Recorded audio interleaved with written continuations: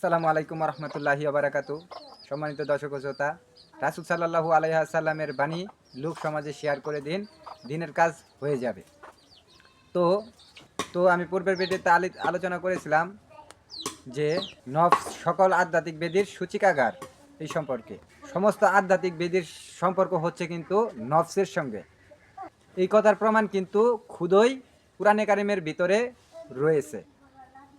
একটি একটি করে উদাহরণ দিচ্ছি আমি আপনাদেরকে। এক, শাহওয়াত তথা যৌন চাহিদার সম্পর্ক নফসের সঙ্গেই। যেমন কোরআনের কারিমে এরশাদ হচ্ছে, আর জান্নাতে রয়েছে ওই সকল জিনিস যা তোমাদের নফস কামনা করে, এবং তোমাদের জন্য ওই সকল জিনিসও রয়েছে যা তোমরা প্রার্থনা করবে। সূরা হামিদ সাজদা ফুছিলাত 31 নম্বর হাদিস।